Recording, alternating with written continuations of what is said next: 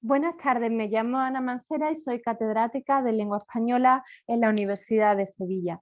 En la actualidad, junto a la doctora Eva Bravo, colaboro en dos proyectos de investigación en los que estamos analizando los procesos de insurrección que tuvieron lugar en Cuba en la segunda mitad del siglo XIX. En el seno de estos dos proyectos que tienen aquí, yo me estoy encargando de analizar cómo la prensa española informa sobre los distintos procesos de insurrección. Por ejemplo, como explico en esta monografía que acaba de publicarse en la editorial Tirant-lo Blanc, a través de la prensa podemos conocer cómo era la forma de combatir en Cuba, cómo se guerrea en Cuba. El 13 de abril de 1895, una publicación española, El Año Político, reproduce un telegrama remitido desde La Habana en el que se informa sobre un combate que había tenido lugar en la localidad de Palmarito, entre las tropas de Antonio Maceo y la del general Arsenio Martínez Campos. En este telegrama se afirma que por primera vez las tropas españolas hacen uso del fusil Mauser.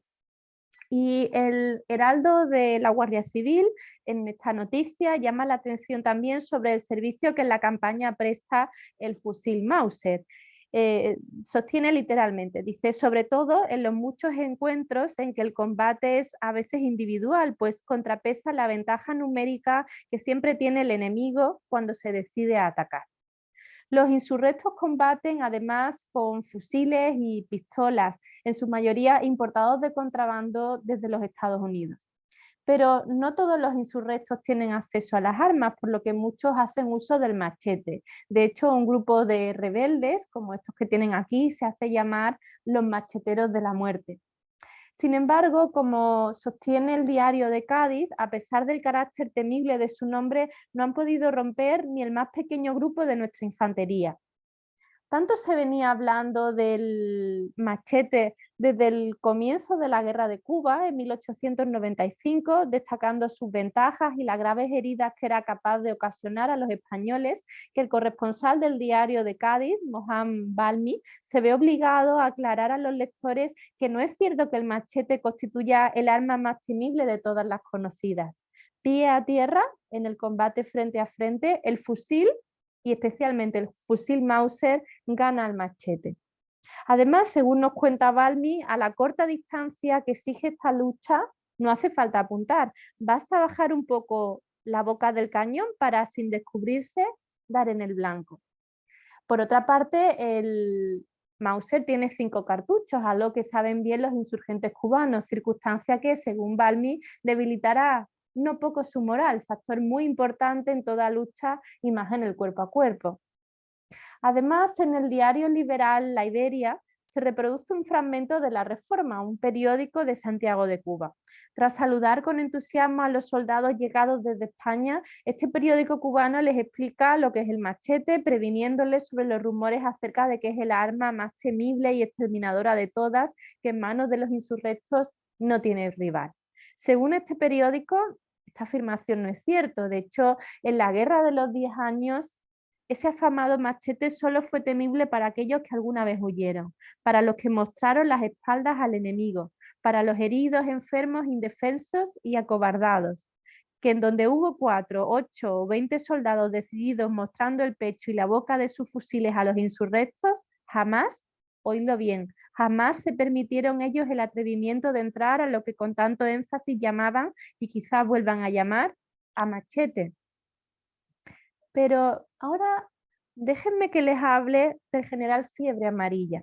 Según se explica en un artículo del Defensor de Granada, los corresponsales norteamericanos en Cuba acuñaron la denominación de General Yellow Jack, es decir, el general Fiebre Amarilla. También Máximo Gómez, uno de los cabecillas insurrectos, solía bromear diciendo que sus mejores generales se llamaban Junio, Julio y Agosto. Estos eran los meses en los que el clima y los mosquitos inmovilizaban a más españoles que los propios insurgentes. En 1881, el médico cubano Carlos Finlay formuló la teoría de que el mosquito era el principal vector de transmisión de la fiebre amarilla. Esta hipótesis fue presentada ante la Asociación Internacional Sanitaria, pero este organismo la puso en duda. Unos años después, en 1897, el médico británico Ronald Ross, durante su estancia en la India, fue capaz de identificar el parásito de la malaria en el sistema digestivo del mosquito Anopheles. Sin embargo, cuando comenzó la Guerra de Cuba, en 1895, estas investigaciones eran prácticamente desconocidas más allá del ámbito científico. De hecho, y a pesar de que las normas proporcionadas a los combatientes por parte de las altas instancias del ejército les recomendaban dormir en tiendas de campaña para evitar el aire de la noche, la realidad era que la mayoría de los soldados hacía caso omiso de esta directriz y prefería conciliar el sueño al raso para tratar de hacer más soportable el calor. Como explica el historiador John Lawrence Stone, las posibles consecuencias mortales de dormir sin protección simplemente no estaban claras y la tentación de respirar el aire fresco de la noche y aliviarse del intenso calor era demasiado fuerte. La prensa nos cuenta también que algunos soldados utilizaban mosquiteras, pero que éstas acababan pudriéndose, como todo lo que se dejaba a la intemperie en Cuba. En realidad, estas mosquiteras podían salvarles la vida, pero los soldados lo ignoraban por completo. Una de las peores epidemias de fiebre amarilla que atacó a las tropas españolas fue la de 1896, que coincidió también con el paludismo, lo que hizo que los hospitales de La Habana se vieran desbordados de enfermos españoles.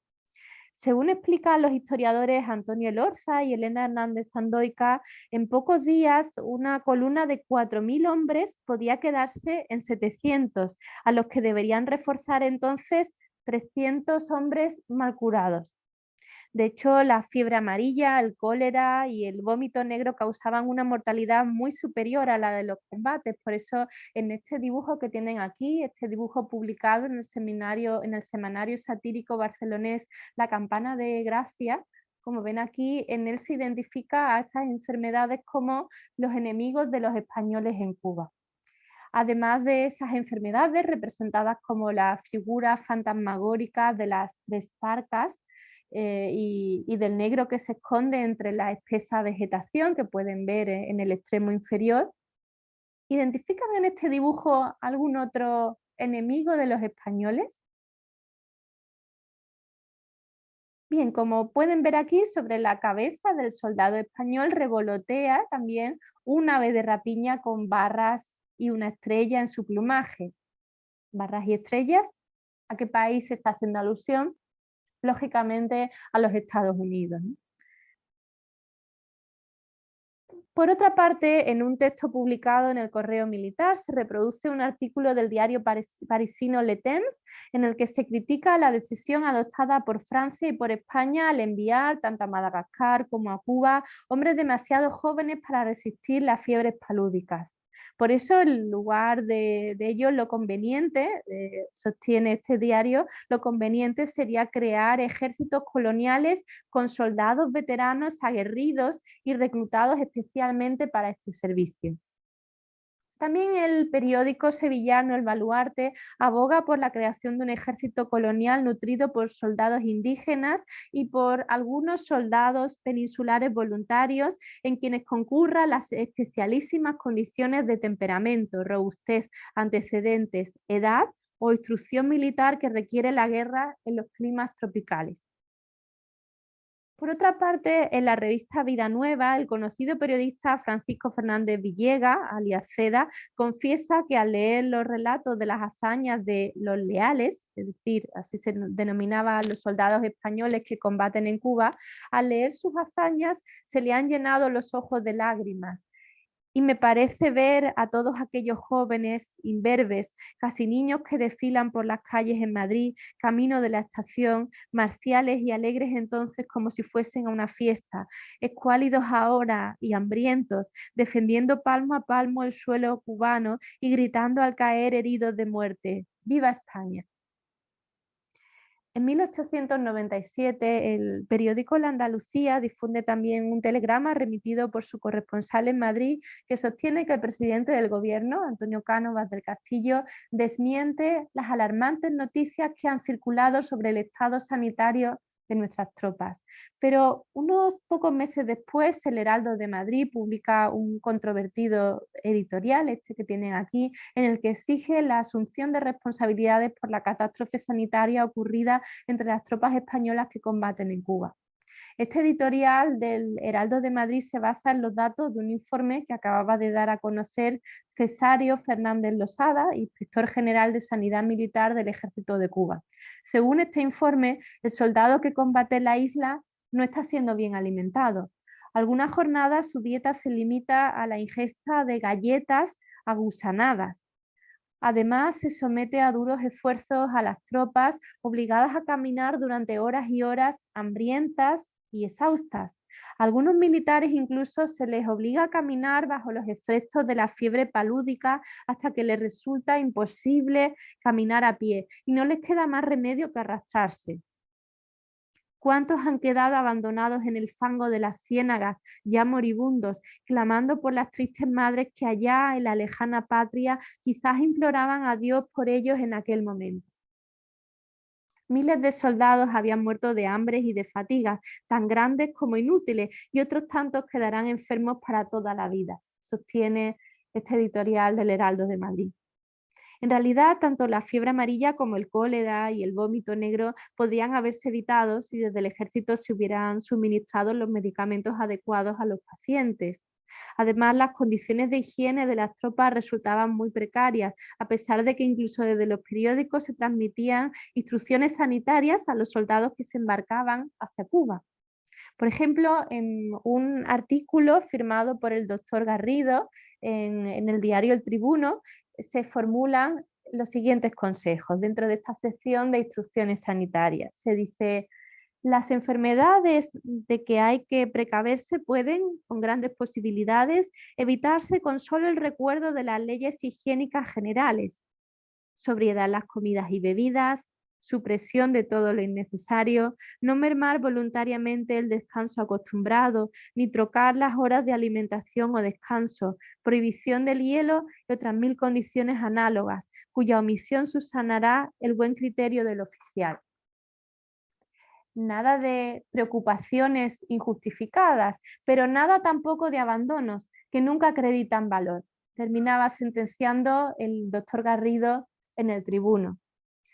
Claro, no sabemos si hubo algún soldado que, al verse ya en Cuba, exhausto tras las marchas y contramarchas en pos de los insurrectos, sin poder conciliar el sueño a causa de los disparos que lo despertaban durante la noche y acosado por el hambre y los mosquitos, no sabemos si este soldado se acordaría con amarga ironía de estas instrucciones sanitarias que le recomendaban en la prensa, que le recomendaban sobriedad en las comidas y bebidas, no trocar las horas de alimentación o descanso y la prohibición del hielo. Qué curioso, ¿no? Bueno, muchas gracias por su atención.